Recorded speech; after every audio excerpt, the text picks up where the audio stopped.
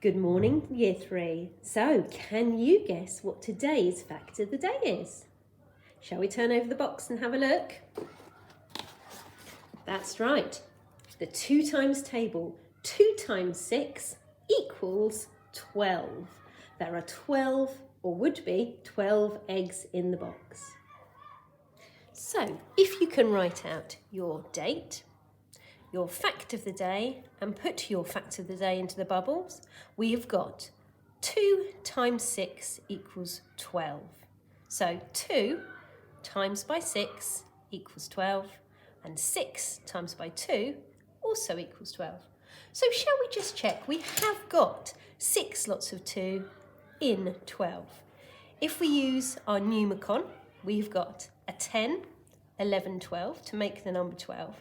And I've got our groups of 2, our 2 times tables. So let's pop them over the top. That's 1 group of 2, 2 groups of 2, 3 groups of 2, 4 groups of 2, 5 groups of 2, and 6 groups of 2. We can also say that if we have 12 divided by 2, we should have 6. Because we're looking at how many 2's in 12, there should be 6 of them. Let's check. 1, 2, 3, 4, 5, 6. Absolutely right. There are 6 2's in 12. Now, if we do another fact down here, what about the 6's? How many 6's are there in 12? I've got my 6's here. I wonder how many 6's will fit into 12. Let's have a look. That's 1 6 and another 6. So, as you can see, I've got 2 6's.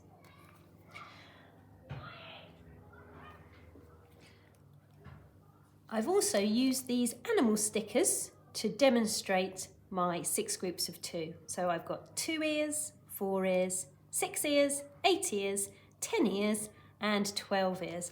I wonder which one's your favourite animal there. So 12 ears. Can you add some facts to our fact of the day page? And then we'll carry on with the rest of our learning. For our main learning today, our TLP is, can I start to use the grid method for multiplication? So some new words there for Year 3. We've got a grid method, and hopefully we already know about multiplication. That just means timesing. Now, hopefully you'll be pleased about this today. What we want you to do is not something in your books, but something quite practical. So you will need a piece of paper, you will need a ruler, and you will need a pencil. You might also need some objects to make some arrays with. Here we go. So when we are using the grid method, the first thing we need to do is create a grid. So taking your ruler, you are going to draw a long, straight line. Hold your ruler with a few fingers to keep it steady. A long, straight line going across your page. Now, you're now going to do a long straight line down your page, but you're not going from the end of this line. You are going to go, give yourself a little bit along, hold your fingers and do a long straight line down your page. Okay, so it looks a bit like a cross, but then it is extended. Now, what we are going to do now is think about the grid method. So first of all, we need our multiplication sign. So it's not an adding, it's definitely going to be a multiplication sign, which is timesing. Now, in the grid method, the number that goes here is the group that you are multiplying. How many in the group that you are multiplying? And on this side of the grid, you need to have how many groups are there? How many groups are there?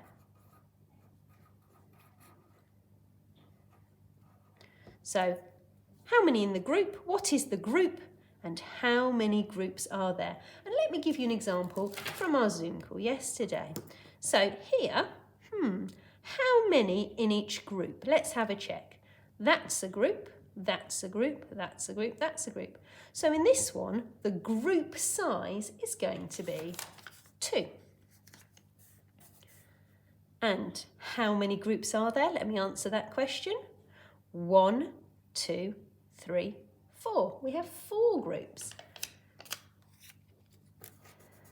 So now I just need to write my number sentence, and that is 2 times 4 equals 8.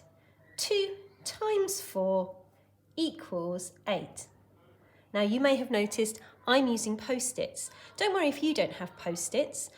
What you can do is just get small pieces of paper, cut them up and use them on your main sheet of paper. It just means that you don't have to keep either doing a new grid, crossing things out or changing things if you just use small pieces of paper to show your calculations.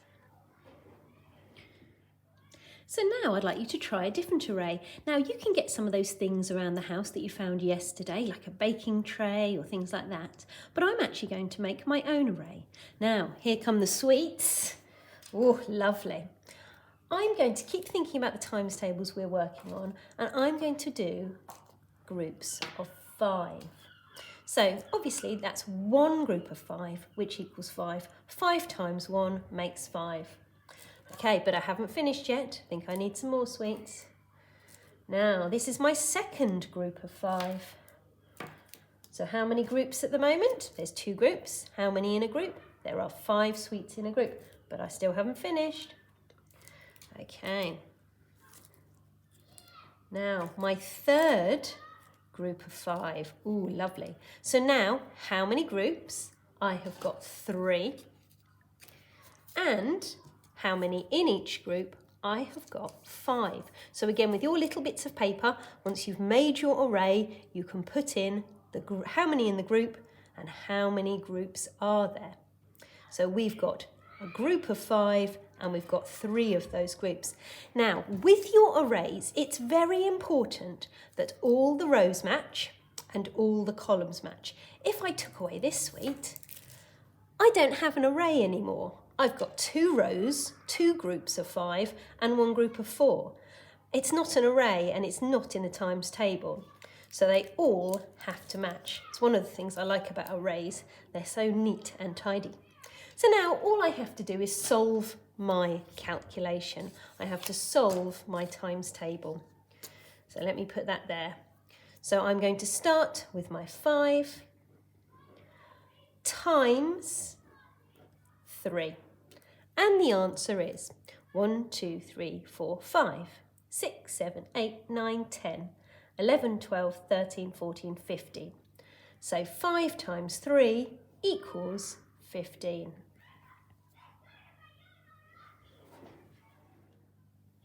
So let's just remind ourselves again. When we are doing a grid method, the number at the top represents the group, and the number on the side represents how many groups do we have. And then we'll put those into a number sentence. So I'm going to use some of our Dean's equipment to show groups of 10. So 10 in a group of the Deans. I wonder how many groups I would choose. So 10 in a group, 1 group, 2 groups, making a lovely array here. Let's keep it straight. 3 groups, 4 groups, 5 groups. So let me separate them out slightly so you can see them. 10 in a group. I've got 1 group, 2 groups, 3 groups, 4 groups, and 5 groups. 5 groups. So let me get rid of those post-its and find some more. So I have 5 groups, and in each group I have 10 squares. So what is my group? My group is 10. how many groups? I have 5 groups. So now I just need to change this into a number sentence. So I have 10 times 5 equals 50. So 10 times 5 equals 50. Let's just check if I've got that right. 10, 20, 30, 40, 50. 10 times 5 equals 50. So now your challenge is To either find some things around the house which are already in an array, or make an array using buttons, counters, Lego bricks, whatever you like to make your arrays and to create number sentences. Now you can record your number sentences on post-its or small bits of paper.